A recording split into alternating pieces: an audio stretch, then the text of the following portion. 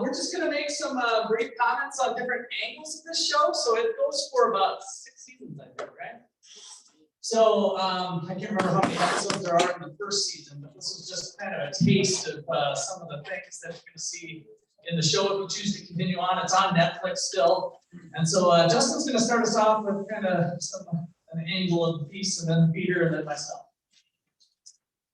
So when I watch this show, one of the things that always fascinates me is that what's going on in the show is supposed to be something that kind of affects all of us.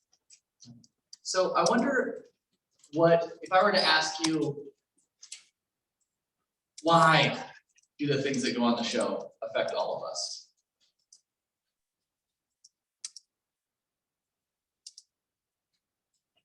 Why do we care what happens in Washington, D.C.? Yeah.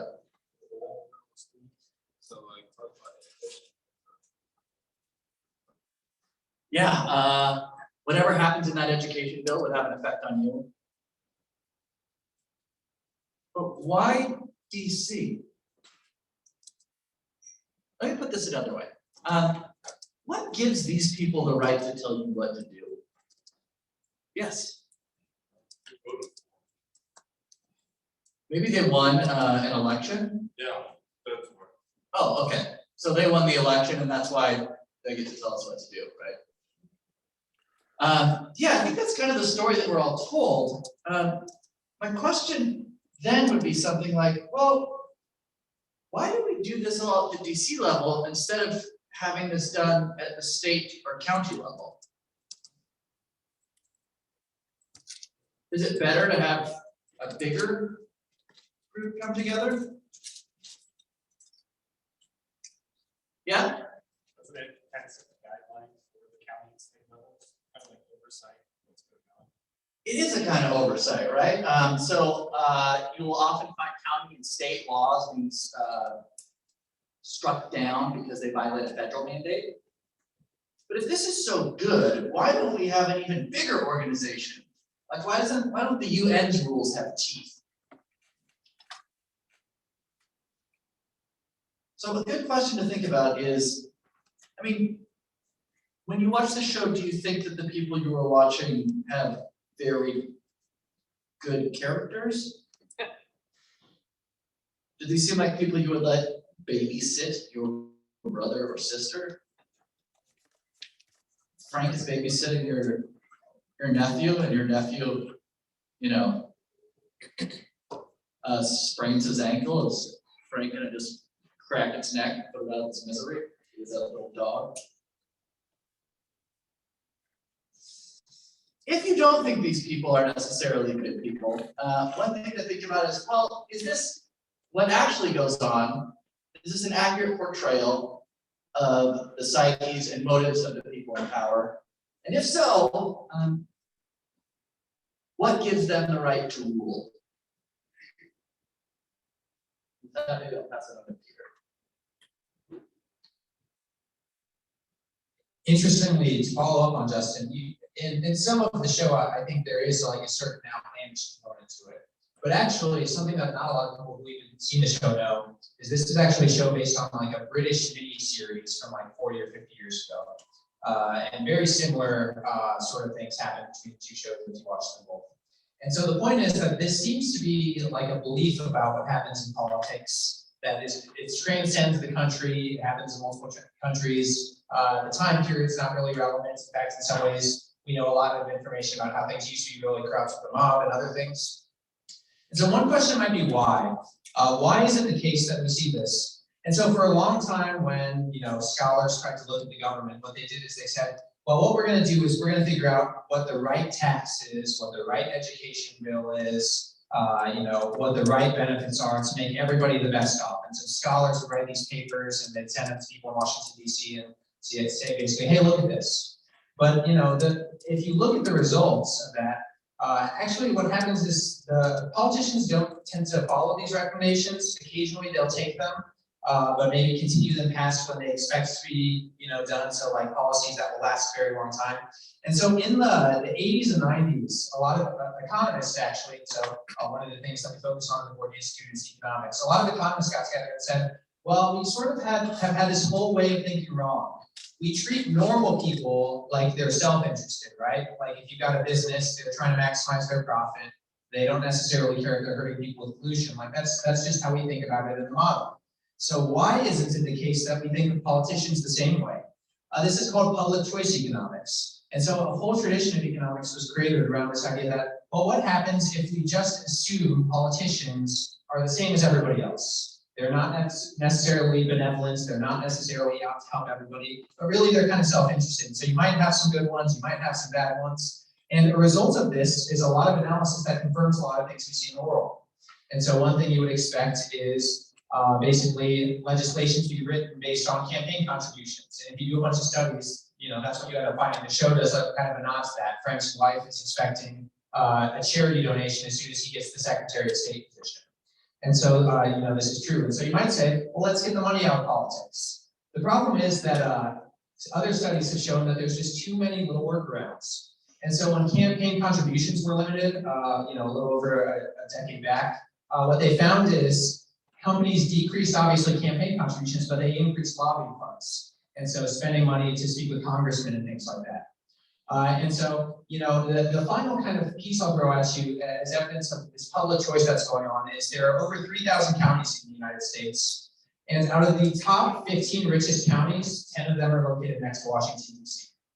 That might be a coincidence, or it might be a relationship or a series of relationships. And so if I were to leave you with any one thing, it would be that I think we should look at politicians just like we look at everybody else, which is they're not necessarily, evil people, but they're also not necessarily out for us, for our benefit. That's kind of how I think of people on the street. I don't think if someone is like out to get me or out to benefit me. And so I think this is a realistic view, and one that's kind of an unbiased view to look at politics at. So that's what I take away from House of Cards as a series. Russ? I'm going to chat a little bit about business. So in my class, I talk about big business and big government playing kissy face. And a lot of people think that's what capitalism is. And it's actually what it's not. When we look at the film and we see the things that Frank is doing and the other politicians doing these little trades and favors, that type of trading is trading other people's money. When you go to Walmart and you buy something, in a sense, you profit from it, because if you bought a 12-pack of soda and you were willing to pay $12 and Walmart sold it to you for $10, it's like you profited $2, right? How many of you have gone to the store and bought something and got a deal, right? Where you paid less than what you were willing to pay. Well, that happens every day, all the time. And so when Walmart screws you over, even though they say they have the lowest prices, but so this is kind of hypothetically speaking, then what do? If you feel like you got the shaft from Walmart, what do? Don't shop there again, absolutely, right? So in a market system, things are voluntary. So there's multiple sellers of goods and there's lots of buyers of goods. And through that voluntary exchange, you win, Walmart wins, it's a win-win situation. But when we have the federal government doing some actions, you're forced to do it, right? So when they sponsor or subsidize, as the film was getting into, some sort of products, they can essentially force you to buy things or make it the only thing available. And so things are done by force in the political markets, not through voluntary trade. And so economists who believe in free enterprise and markets and the things that they do look to increase competition and decrease things out of the federal government. As Justin was alluding to, we prefer to see the government authority pushed down to lower levels. So that if you think the city of Ottawa screwed you over, you move to Lawrence. So you can actually choose, similar to, instead of shopping at Walmart, you can shop at Target or Amazon. You can actually move to different county levels when you have that choice. When it's the federal government changing a law, you have to leave the United States if you don't like it, right? And so that creates these inefficiencies in the political markets. And so what we'd like to see is to have less of that going on and more voluntary interactions in the market, and ways that we can make government more competitive too. So if you continue on with the series, and I really hope you do, you'll start to see big government at the beginning scene. If you remember when the show started, when this episode started, the businessman was sitting there and said, "I gave you $50,000 for that donation, right? Well, where's my zoning change so that he can do his business?" So now all of a sudden, when we get to a place where it becomes more profitable to donate to the politicians to get something done, that's again done by force. We're taking it out of private hands and putting it into some of these bozos. There's good people in government too. I don't want to pick on all of them. This show, of course, highlights the losers that are potentially out there. And we see real losers in the headlines, right? I mean, if you look around, there's examples every year, multiple times at various levels of government, where people do the stuff that you're going to see in the show. And that's not capitalism, that's not markets. And it's not something that keeps the world a better place. So, all right, so now we've got some time for some questions, comments, and you get a t-shirt if you do something. So we'll have a microphone here. I think we had an extra microphone. We got them.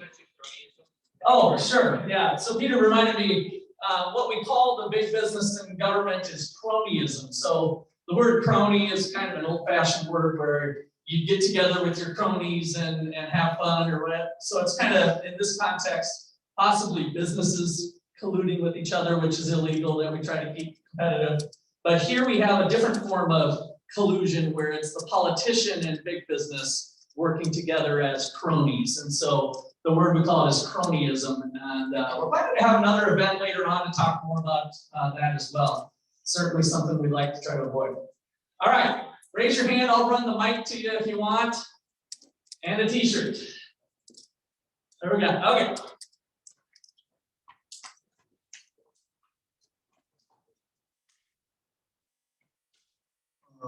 Is everything they're doing legal? And I think that other mic is on there. So the question was, is everything they're doing legal? No. And a lot of times it is. So you raise a great question, and maybe Peter would be good to speak on this too, but a famous economist from the late 1800s said that, we're all against stealing, right? Stealing is a bad thing that we don't want to have happen. But what's worse than stealing is legal plunder. So he used the word plunder, like pirates plundering ships and stealing. Legal plunder is even worse than illegal plunder. So when a thief comes in and robs you, you potentially have the chance of taking them to court or the police busting them or whatever. But when the politician gets paid off, lobbied, contributions, whatever you want to call it, to change the law in their favor so that they get some subsidies for their business that they're trying to do, it's totally legal. And that's even worse, right? If you can bend the laws to make something legal, that's not a great thing not a great situation to be in. I don't know, Peter, you got anything else to add to that? Or? Sure. If you're interested in this, you can look up something called the Carmen Segarra tapes. I think it's Segarra. Oh, yeah. She was a government regulator who, after the 2008-2009 financial crisis, was one of the people responsible for oversight of Goldman Sachs. And she was told by her manager, who's also just another government regulator, that she basically needed to ignore the fact that Goldman Sachs didn't have the proper internal oversight structure, and that's a lot of what caused the financial crisis. And so Carmen Segarra is known as a whistleblower, but the downside is no one ever pursued any action against the people over her. There was never any accountability associated with that. And so legality is one thing. One of the problems with legality in this area is that it's the people making the laws who are causing the problem to a certain extent when politics is involved. That's why it makes it so tough. So sometimes it's legal, sometimes it's not, but even sometimes where it's not, it's hard to basically force accountability, especially when it's unlikely that you or I protesting outside the White House is going to get someone fired. there's kind of an incentive for politicians to do things that might be questionable if they think they can get away from with it. So. All right, I want to pump out some more shirts. Other comment, question? Come on, you can be upset at the world, or maybe you got screwed over by something or other, or some family member got hurt by something. Whatever you want to share. Come on, come on. I'll say something about the legality. Okay. So one thing that I think is important is, in the halls of power, you will find people, especially politicians, applying the principle that Peter just talked about. Richard Nixon famously said, well, when the president does it, it's not illegal. Right? And he was talking about some activity which would have been illegal had anybody else done it. And Peter's also certainly right that oftentimes when high-ranking officials do break the law, they are not punished for it. James Clapper went on television and told a bald-faced lie to all the American people, and he lied in front of Congress. He has never been held accountable for it, and in fact, he still holds a high-ranking position. So sometimes I think it's imprudent to try to argue about whether or not something that the government does, or whether a government official has done something illegal. And I think it's much better to argue that what they've done is something that is extremely immoral. Because whether or not something is immoral can stick a lot harder. You can always find a government official who's willing to say, well, actually, if you look at the fine print, what I've done wasn't strictly illegal. After all, I make the laws, somebody has to make the laws, and I've made them, and since I've made them, I'm correct. But if you can actually make an argument that what they've done is, strictly speaking, clearly immoral, I think that's usually a better tactic to go by. But then again, I would, because that's the goal. You don't go to jail for being immoral. All right. Well, I think I need a number date between 4 and 7. 5. 5. 1, 2, 3, 4, 5. Come on up and get a t-shirt. 1, 2, 3, 4, 5. Joseph, come on up and get a t-shirt. 1, 2, 3, 4, 5. Come on up and get a t-shirt. 1, 2, 3, 4, 5. Come on up and get a t-shirt. 1, 2, 3, 4, 5. Come on up and get a t-shirt. 1, 2, 3, 4, 5. You got the last one. Come on up, you guys. There's the QR code that you need to do to get your extra credit. Thank you all for coming. And we'll have some other events coming up, so watch your emails on the book club. Book club pays $50 for just reading some stuff. And then our final colloquium pays $100, so we do pay money to help you learn and have fun. It's a heck of a deal. So watch out for other Gwartney Institute activities coming up. And your comments on the exit survey are helpful for us to keep raising money to give you guys more t-shirts. So please do that. QR code's up there.